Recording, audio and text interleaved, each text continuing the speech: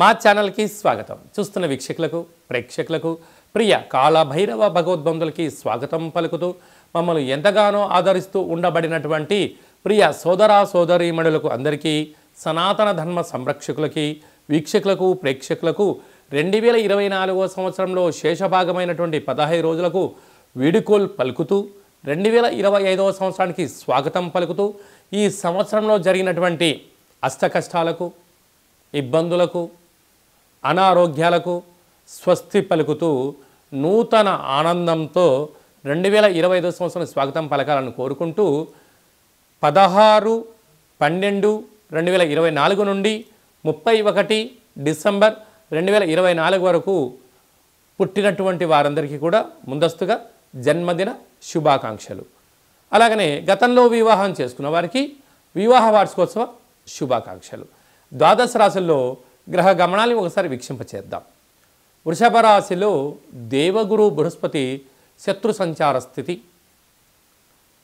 కర్కాటక రాశిలో కుజ సంచార స్థితి, కన్య రాశిలో కేతు సంచార స్థితి, వృశ్చిక రాశిలో బుధ సంచార స్థితి, ధనుస్సు రాశిలో రవి సంచార స్థితి, మకర రాశిలో శుక్ర సంచార స్థితి, కుంభరాశిలో శని భగవానుడు స్వక్షేత్ర సంచార స్థితి, మీనరాశిలో రాహు సంచార స్థితితో గ్రహ గమనాలు ఈ విధంగా ఉన్నాయి.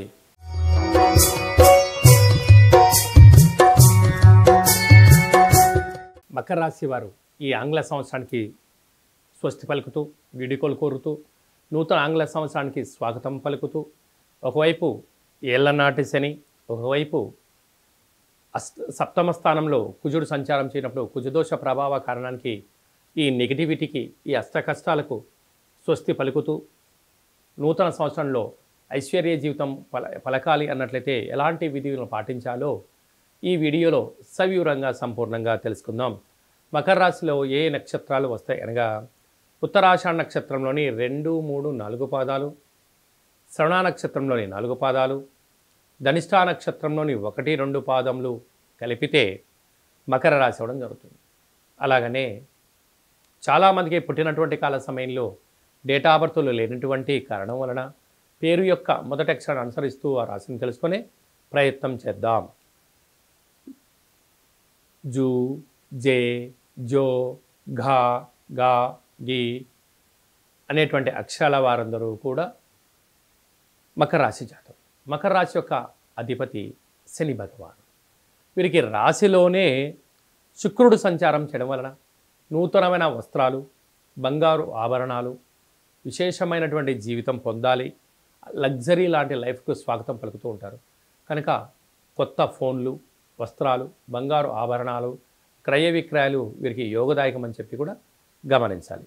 అలాగనే 2వ స్థానంలో శని భగవానుడు స్వక్షేత్ర సంచార స్థితిలో ఉండడం, ఏళ్లనాటి శని చివరార్థ సంచార స్థితిలో ఉండడం వలన అనేక రకాలమైనటువంటి వ్యాపార అభివృద్ధికి స్వాగతం పలుకుతూ గతంలో చేసిన సత్కర్మల వలన, మంచి పనుల వలన మంచి ఆదాయ అభివృద్ధిలోకి రాబోతున్నారు.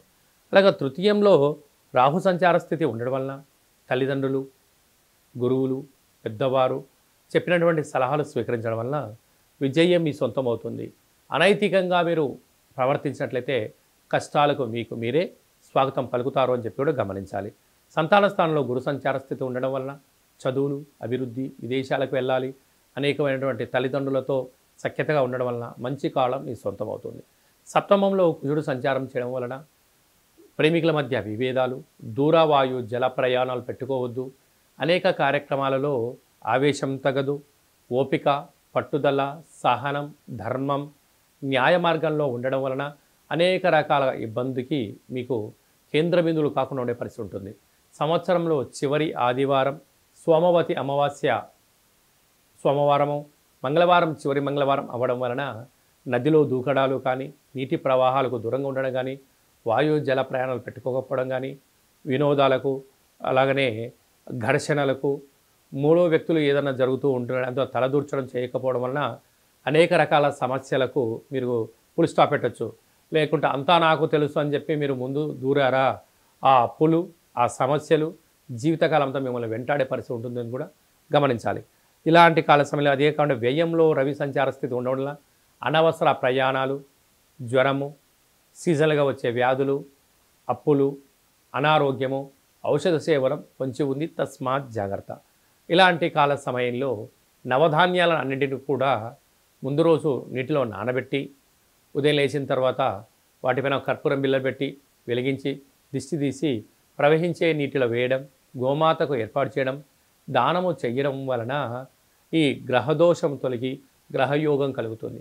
అలా కుదరలేదు అనుకుంటున్న వారు ఈ కింది నెంబర్ని సంప్రదించినట్లయితే మీకు ఎలా చేసుకోవాలి, ఈ సంవత్సరానికి ఏలనాటి శనికి సప్తమంలో కుజదోషం తొలగించుకొని ఇలా స్వాగతం పలకలో చేయించడం జరుగుతుందని చెప్పి కూడా గమనించాలి. ఈ 2024 సంవత్సరానికి మన స్వస్తి పలుకుతూ ఈ యొక్క ఆంగ్ల సంవత్సరంలో చివరి రోజు సోమవతి అమావాస్య, మంగళవారం అమావాస్యతో కూడుకున్నటువంటి అవుతున్నాయి కనుక ప్రధానంగా మనము ఎలాంటి విధి విధానాలు పాటించాలో కూడా తెలుసుకుందాం. ఎందుకనగా ఇయర్ ఎండింగ్ అనగానే మనకు 25వ తారీఖు నుండి హాలిడేస్ రావడం, అందులో సంవత్సరంలో చివరి ఆదివారం, చివరి సోమవారం, చివరి మంగళవారం. ఈ సంవత్సరం రాజు కూడా అంగారకుడే కనుక అలాంటి తెలుగు సంవత్సరాది పండగకు రాజు అయినటువంటి ఆయన ఈ యొక్క మంగళవారం అమావాస్యతో కూడుకున్నటువంటి పరిస్థితులు ఉంటున్నాయి కనుక వీలైనంత వరకు సముద్ర స్నానమని, దూర ప్రయాణాలని, ఆవేశభరితమైన నిర్ణయాలు కానీ దయచేసి ఎవరు కూడా ఎలాంటి ప్రయాణాలు పెట్టుకోకపోవడము ఉత్తమోత్తంగా భావించగలిగింది. ఎందుకనగా సంవత్సరపు చివరి రోజులలో దాన్ని శేషము అంటారు కనుక అందులో అమావాస్యతో కూడుకున్నటువంటి సోమవారం అమావాస్య వస్తే దాన్ని సోమవతి అమావాస్య అని, మంగళవారం మిగులు ఛాయలు ఉన్నాయి కనుక అమావాస్యతో కూడుకున్న మంగళవారం అవ్వడం వలన ఆవేశభరితమైన నిర్ణయాలకు ఇది సరైన సమయం కాదులని, విందులని, వినోదాలని పాల్గొంటున్నప్పుడు ఎన్నో జాగ్రత్తలు అవసరం. మితిమీరిన వేగంతో ప్రయాణం చేయకపోవడం, ఆధ్యాత్మికమైన చింతనతో కలిగి ఉండడం వలన ఎన్నో రకాలుగా ఉపద్రవాలను, ప్రమాదాలను నియంత్రించుకునే స్వయం శక్తి అందరికీ ప్రసాదించాలని మనసారా కాళభైరవ స్వామి వారిని కోరుకుందాం. కనుక 16వ తారీఖు నుంచి 31వ తారీఖు వరకు ముఖ్యమైనటువంటి పండుగల గురించి క్లుప్తంగా, సవివరంగా, సంపూర్ణంగా తెలుసుకుందాం. 23వ తారీఖున బహుళాష్టమి సోమవారము ఉత్తరా నక్షత్ర సందర్భంగా కాళభైరవ స్వామికి స్మరణ, ధ్యానము, పూజా కార్యక్రమంలో పాల్గొనడం వలన మనకు సకల అష్టకష్టాలు తొలగిపోతాయని చెప్పి కూడా గమనించాలి. అలాగనే మనకు 30వ తారీఖు సోమవారం పూట అమావాస్య, సోమవారంతో కూడుకున్నటువంటి అమావాస్య అని సోమవతి అమావాస్య అంటారు కనుక సకల గ్రహదోషాలు సంవత్సరంలో ఉండబడినటువంటి వాటన్నిటిని కూడా వదిలేసుకొని కొత్త ఆనందకరమైనటువంటి స్వాగతం పలకాలి అన్నట్లయితే కాళభైరవ స్వామికి స్మరణ, కూష్మాండ దీపము, నారికేల దీపము, ముడుపు, కాళభైరవ హోమ కార్యక్రమాల్లో పాల్గొని దిష్టి తీసేసుకొని కుక్కకు మహారాజు గారు కానీ పక్షిరాజవారైనటువంటి కాకికి ఆహారాన్ని పెట్టుకోవడం వలన యోగదాయకం.